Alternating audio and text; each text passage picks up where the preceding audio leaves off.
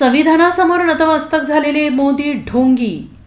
संजय राऊत यांचा निशाणा. संविधानासमोर नतमस्तक झालेले मोदी ढोंगी असल्याची टीका शिवसेना ठाकरे गटाचे नेते संजय राऊत यांनी केलेली आहे.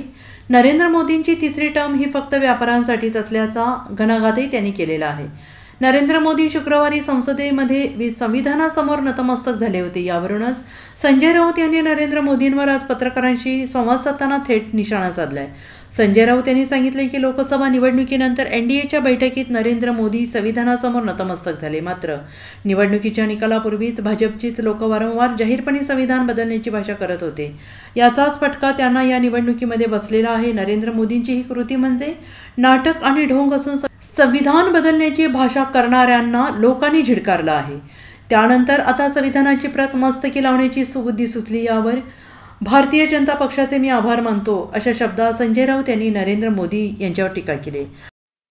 कालच्या घटनेच्या शेअर बाजारामध्ये अचानक जी काय कृत्रिम चढ दाखवला त्याचे लाभार्थी कोण आहेत हे आता उघड झालं. भारतीय जनता पक्षाला मदत करणारे सगळे व्यापारी, उद्योगपती, राजकारण हे याच्यामध्ये शेकडो कोटीचे लाभार्थी आहेत. यासारखा घोटाळा सरकार स्थापनेपासून सुरू आहे आणि मोदी देशसेवेच्या गप्पा मारतायत. माहिती आहे, तिसरी टर्म देशसेवेसाठी, तिसरी टर्म ही कॉर्पोरेट आणि व्यापाऱ्यांच्या सेवेसाठी.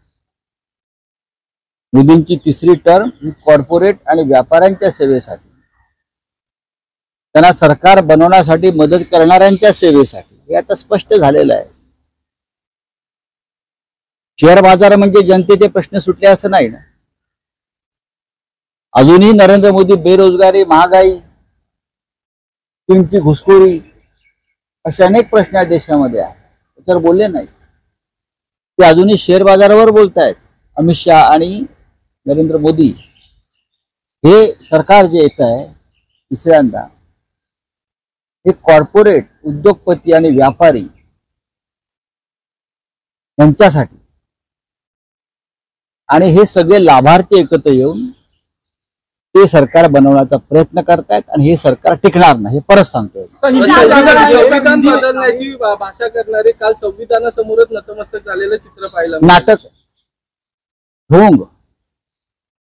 ढोंग आहे. लोकांनी त्यांना झिडकारलं. संविधान बदलण्याची भाषा करणाऱ्यांना लोकांनी झिडकारल्यावर त्यांना संविधान ही प्रत मस्तकी लावण्याची सुबुद्धी सुचली. त्याबद्दल भारतीय जनतेचे मी आभार मानतो. भूपेश बघेल बोलतायत की हे सरकार 6 महिने ते 1 वर्षामध्ये पडणार आहे. हे सरकार खरोखर टिकणार नाही. भूपेश बघेल आता बोलतायत. हे मी निकाल लागल्यापासून म्हणतोय, हे सरकार टिकणार नाही. कोणी काही करू द्या. हे नरेंद्र मोदींनाही माहिती आहे, अमित शहानाही माहिती आहे. त्यांचे चेहरे बघा, त्यांचा चेहरा सांगतोय. म्हणूनच जोपर्यंत सरकार आहे तोपर्यंत शेअर बाजार आपल्या ताब्यात ठेवायचा, आपल्या बरोबरच्या उद्योगपतींचा फायदा करून घ्यायचा, लाखो, करोडो, हजारो, शेकडो कोटीला देशाला चुना लावायचा. हे आमचं धोरण दिसतंय. Bureau report, SBN Marathi, Mumbai.